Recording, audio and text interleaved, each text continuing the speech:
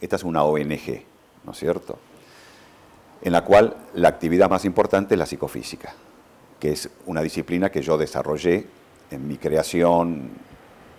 Yo soy el que pongo la cara, todo ahí del otro lado, si no la inspiración no aparece.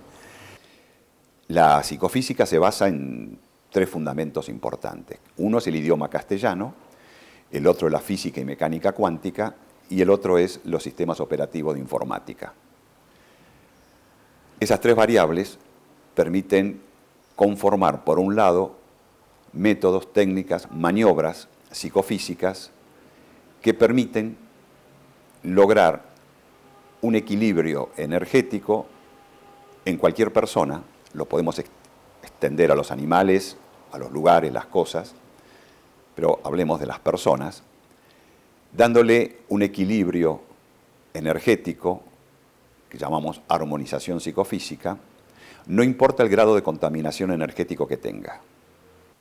Podemos trabajar solucionando problemas de angustias, de miedos, pánico, baja autoestima, traumas. Todo lo que la gente tiene problemas en el aspecto emotivo, los podemos solucionar en el mismo momento. El tema que provocó el miedo, el pánico, la fobia, no importa. Nosotros tenemos las técnicas para poder hacerlo, para lo cual la psicofísica propone saber qué es la memoria y dónde está. A partir de eso nosotros podemos trabajar con sistemas operativos tipo informática en el disco rígido de cada persona. Pero no en las historias directamente o en los temas, sino en los archivos adjuntos, que es donde tenemos incorporado las cargas de emociones o sensaciones que hacen que las historias o temas tengan determinados valores o determinados, digamos, problemas, ¿no? Entonces, cuando nosotros actuamos, agotamos en el momento esas cargas emocionales o de sensaciones. Hago la división porque la sensación vendría a ser el hambre, el frío, ¿no? Esas que pueden estar alterando historias o temas. Nosotros podemos perfectamente detectar en qué lugar del disco rígido de cada persona están esos archivos adjuntos y modificarlos en cuanto a que neutralizamos todo lo que son emociones y sensaciones negativas referentes al problema y le cargamos todas emociones y sensaciones positivas, inversas a lo negativo, en forma selectiva, obteniendo un resultado con respuesta inmediata, favorable. Si nosotros continuamos estudiando pensando que el cerebro es la mente, nos encontramos con un problema. Estamos buscando en un órgano lo que no está ahí. Por ejemplo, el circuito impreso de un televisor. Nosotros tenemos emisiones que pueden venir por el aire, por cable, de un canal de televisión, llega al circuito impreso, se decodifica las señales y retransmite a pantalla sonidos determinados, colores, formas, movimientos, y ahí aparecen personas hablando, cantando, ejecutando instrumentos, pero ninguno de eso que sale ahí a pantalla está en el circuito impreso. El cerebro haría lo mismo. Recibe señales, las decodifica y las pone en pantalla. Por lo tanto, si vamos a buscar la inteligencia, la conciencia, la memoria, la mente, todo en el cerebro, no lo vamos a encontrar, como tampoco vamos a encontrar en los circuitos impresos del televisor a las chicas bailando, a los locutores informando, no están ahí.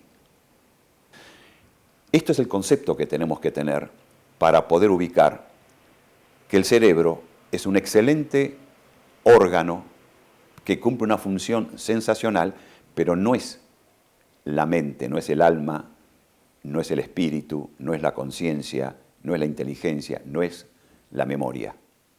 Si nosotros ubicamos este concepto nos vamos a dar cuenta que, por ejemplo, lo voy a leer textual para no dejar ninguna palabra en el camino, ¿qué nos dice la Real Academia Española sobre la definición de mente? Potencia intelectual del alma. No habla de cerebro. ¿Qué dice de intelecto? Entendimiento, potencia cognitiva racional del alma humana. No habla del cerebro. ¿Cómo define la inteligencia? Sustancia puramente espiritual. ¿De qué diccionario viene eso? Castellano, del idioma castellano. Miremos la definición de alma. Sustancia espiritual e inmortal capaz de entender, querer y sentir, que informa al cuerpo humano y con él constituye la esencia del hombre. Otra acepción que da el diccionario del castellano dice: principio que da forma y organiza el dinamismo vegetativo, sensitivo e intelectual de la vida. Acá encontramos el camino. Y esto que estoy hablando, esto es lo que los que estudian física cuántica deberían tener muy en cuenta, que es los inconvenientes que tienen para poder entrar casualmente en las otras dimensiones, que ellos saben que están, los que estudian cuántica, que hace 100 años que están tratando de, porque Max Planck hace un poquito más de 100 años que la presentó a la propuesta de la física cuántica, pero le está faltando esto que el idioma castellano lo tiene perfectamente definido y que nosotros acá, en psicofísica, sí, no solamente nos adaptamos y estamos perfectamente consustanciados con estas definiciones, sino que las ponemos en práctica, funcionan y las demostramos. Miramos la definición de espíritu: ser inmaterial y dotado de razón, alma racional. Alma y espíritu son sinónimos. Y es así en castellano. Y como esto nosotros podemos buscar muchísimas definiciones que nos dan a nosotros la posibilidad de trabajar cuánticamente con sistemas operativos de informática, basándonos en las definiciones del idioma castellano, logrando resultados sorprendentes, pero perfectamente demostrables al poder ser explicados exactamente qué es toda la fenomenología en la cual nosotros vivimos y también qué es la vida, qué somos nosotros, cómo estamos conformados nosotros, qué pasa después de la vida. Si es solamente un cuerpo físico, si el cerebro es el que maneja todo y cuando se muere el cerebro se acabó todo, o hay una continuación de vida inteligente, y si esa continuación de vida inteligente, ¿a qué se debe? ¿A un alma, a un espíritu, a una mente? ¿Y dónde guarda todo lo que vivió, bien o mal, lo que hizo, bien o mal, lo que no hizo, y lo que podría llegar a ser? ¿Dónde está guardado? ¿Dónde está esa memoria? Hay algo que no funciona. Y acá es donde deberíamos tener en cuenta concepciones y que en eso el idioma castellano nos da también una buena alternativa.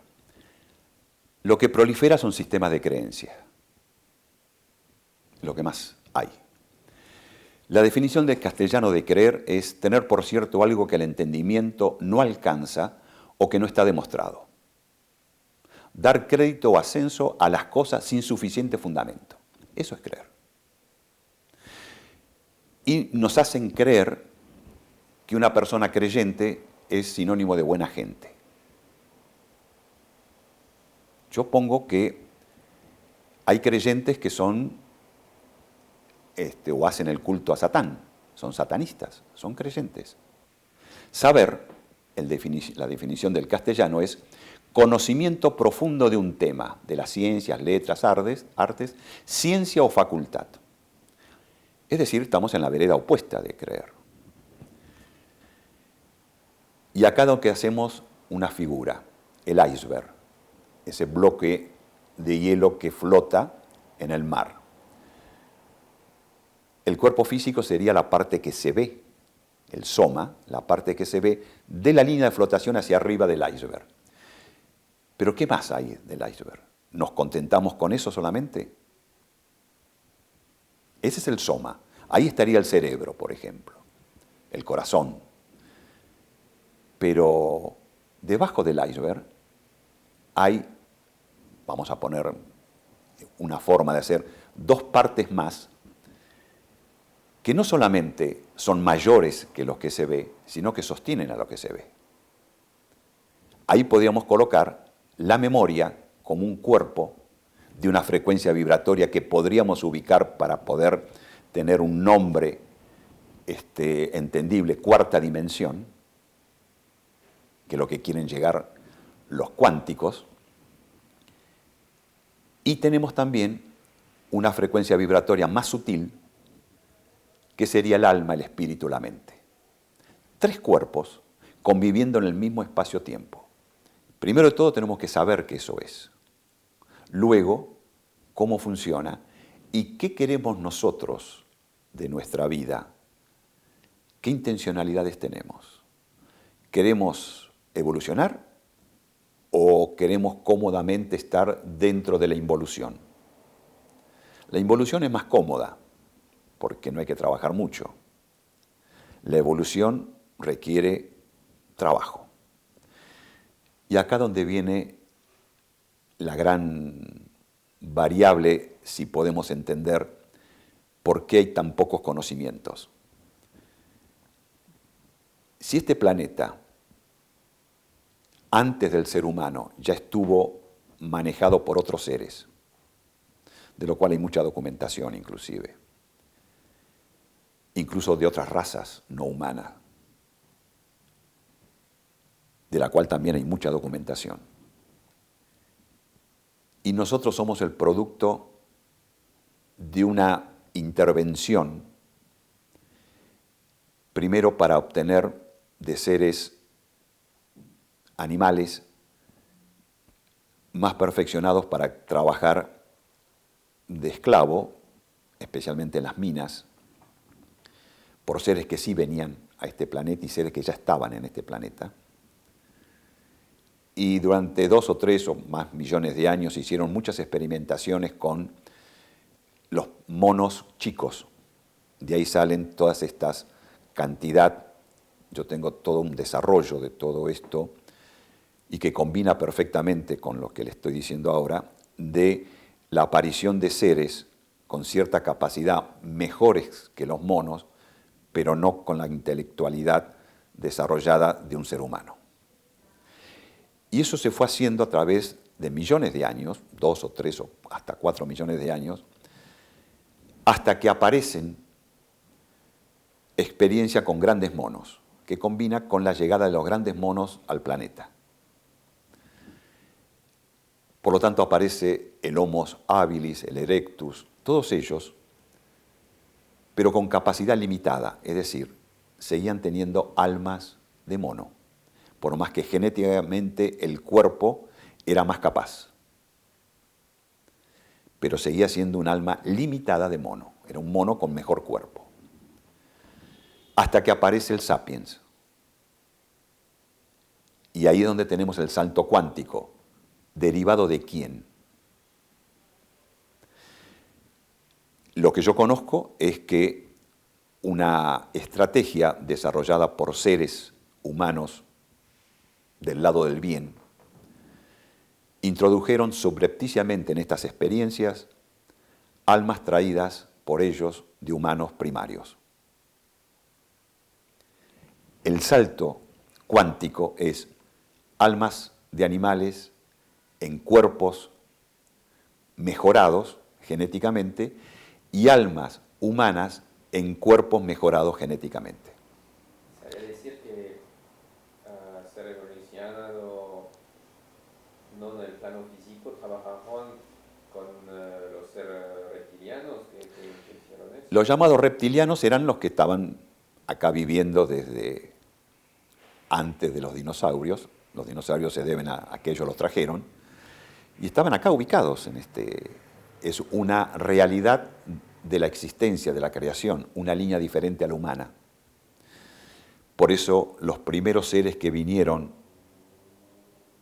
que se encuentran antropológicamente estudiados en la Tierra, son de la línea de los reptiloides y los insectos, porque era la comida necesaria para esos reptiloides. Y no aparecen, los mamíferos aparecen mucho después.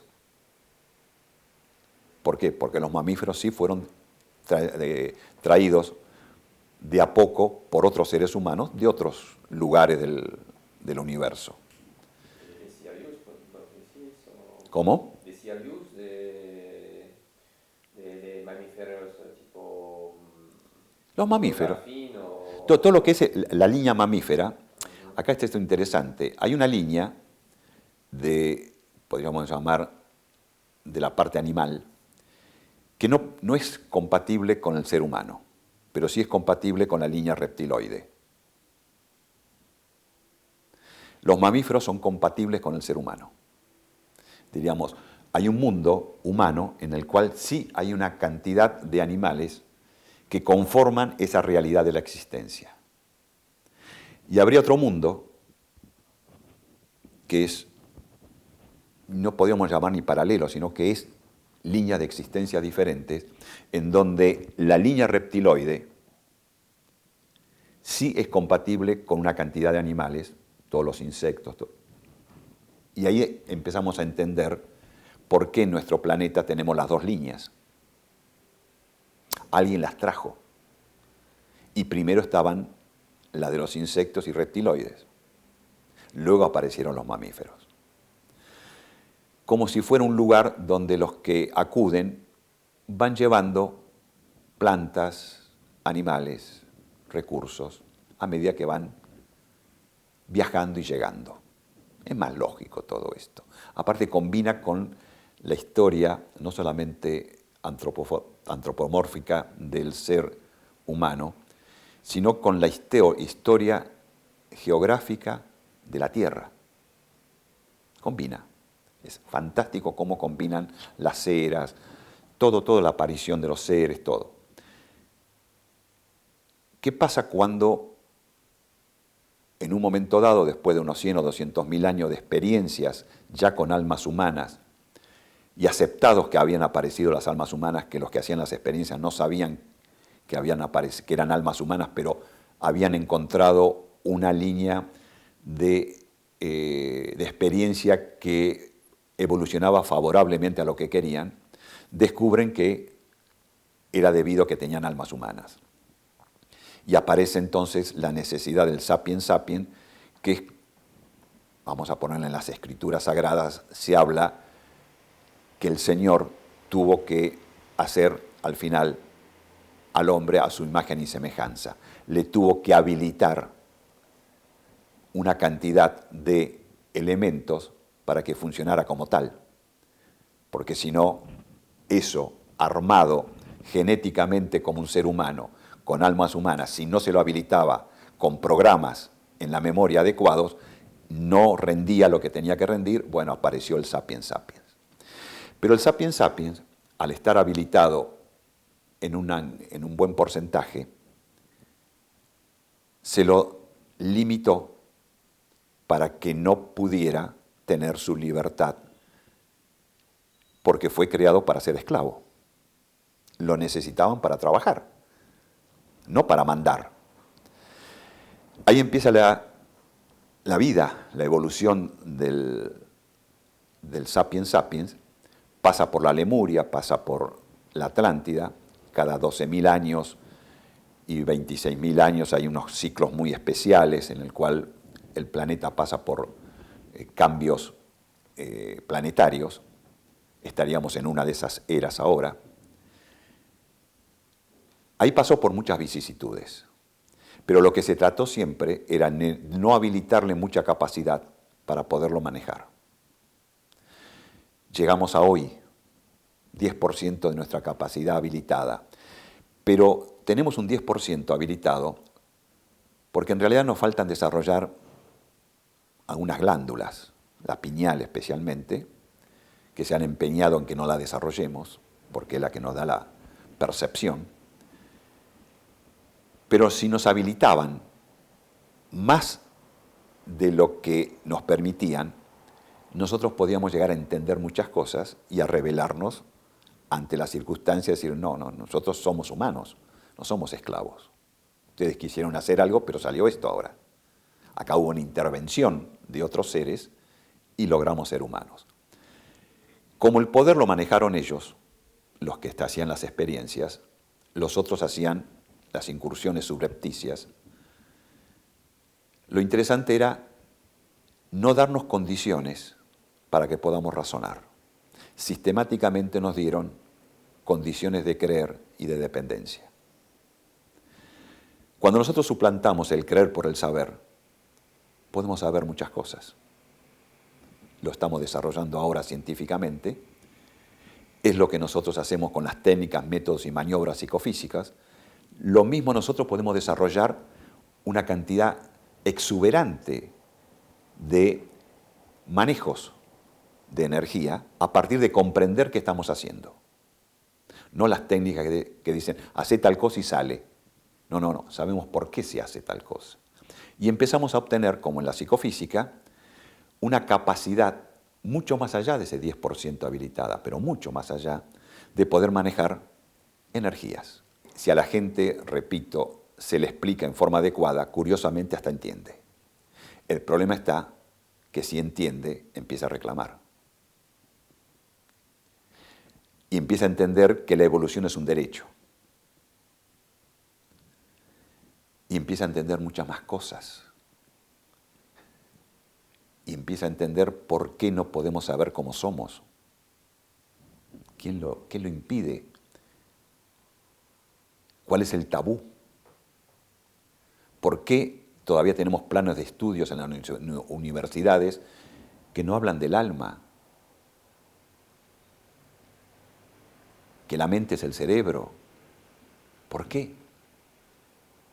¿Cuál es el problema? El problema es que si sabemos, podemos empezar a pedir algo que es un paradigma que posiblemente está empezando a vislumbrar la intensidad de uno de los mayores paradigmas que puede disponer el ser humano, que es la libertad. Si empezamos a exigir la libertad, ¿qué hacen los poderes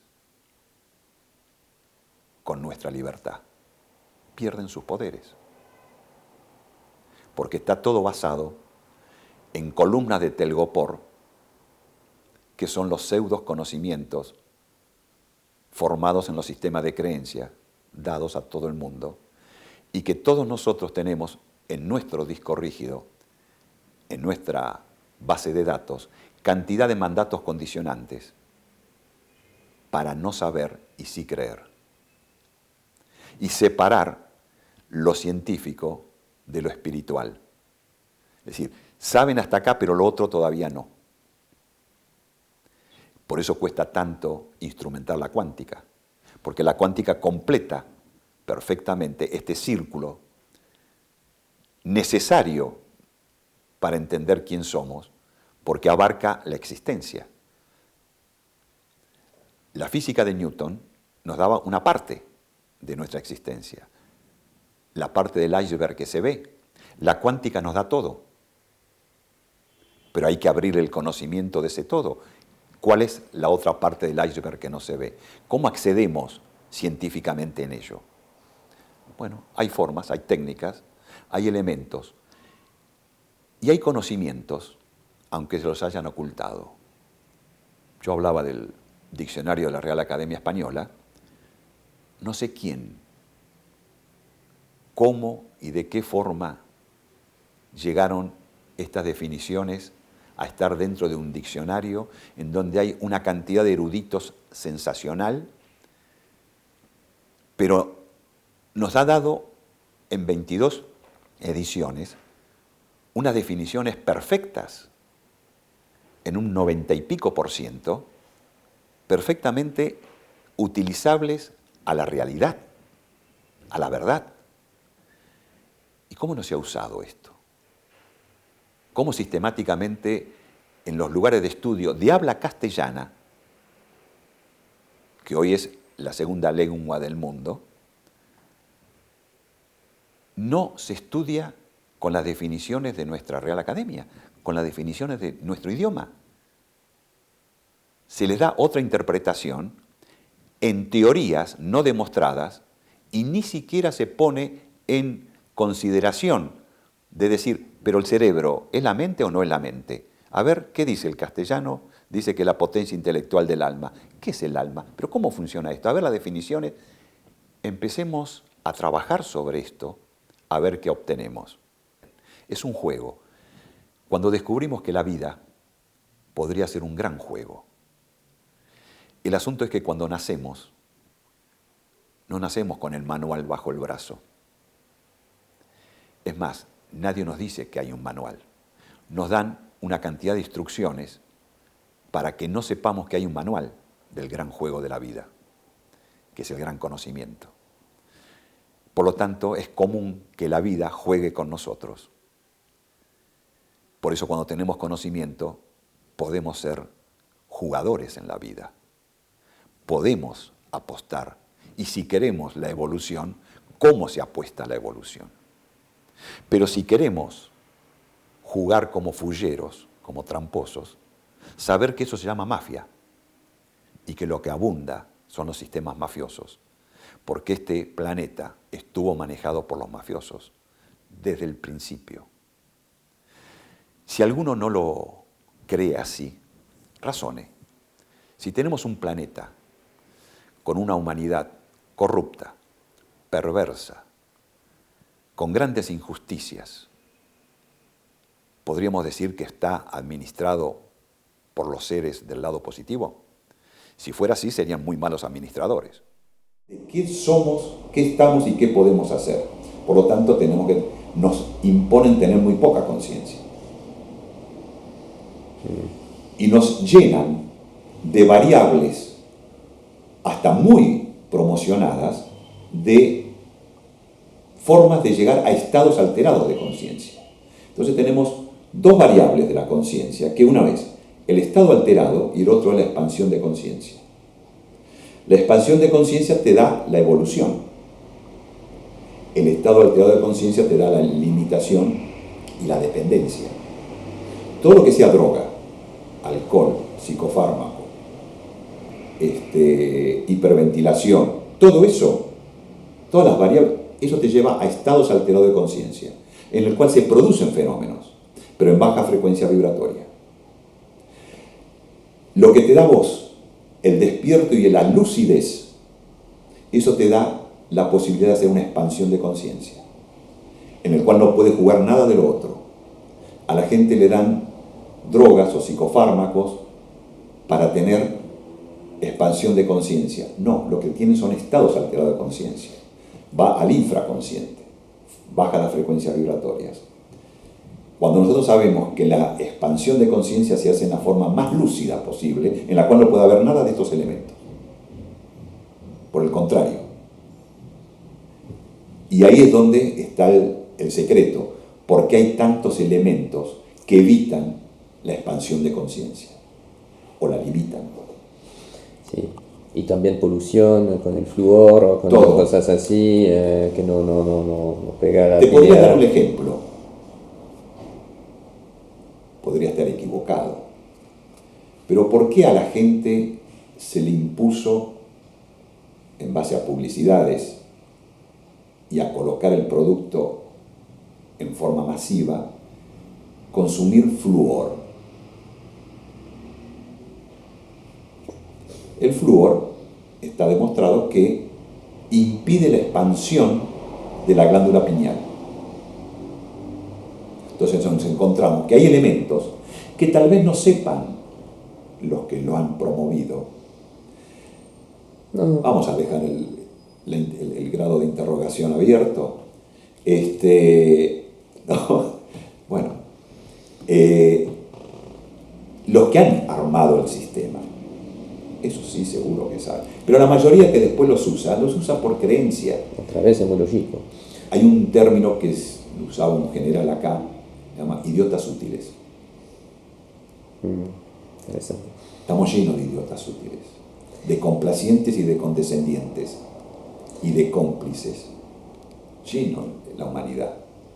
Mira, ¿pensás que si sigamos en otra sesión podrías lograr hacer alguna demostración con la máquina para demostrar más o sostener más el discurso que tenías?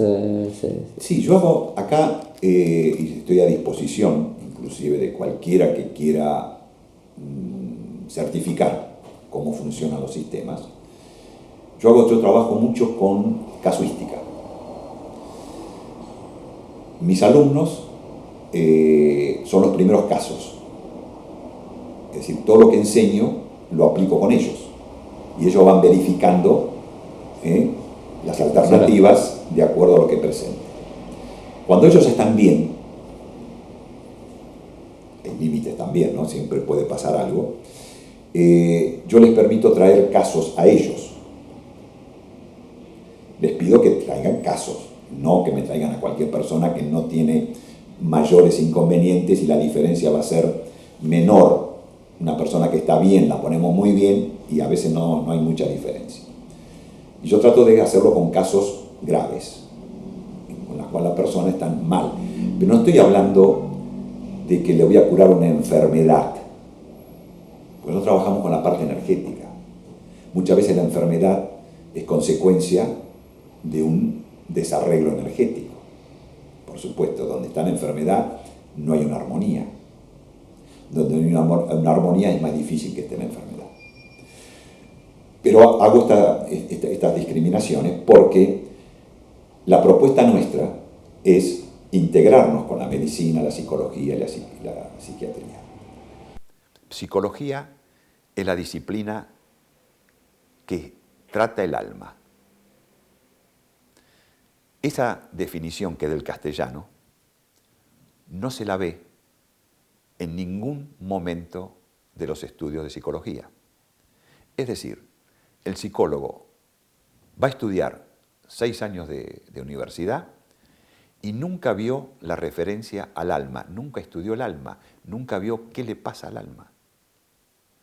Por eso el psicólogo, que yo trato de rescatar mucho porque es alguien que, ya sea por sí mismo o por la intención de volcar ayuda a otro, se pone a estudiar esto tan complejo, cuando se recibe, normalmente no tiene las herramientas adecuadas para ayudar a la gente y se la pasa escuchando problemas durante mucho tiempo a ver cómo puede encaminar una cosa con otra, y aparecen muchas escuelas de psicología necesarias para poder encontrar algunas herramientas adecuadas. Cuando el psicólogo estudia psicofísica, hace maravillas. Hace maravillas.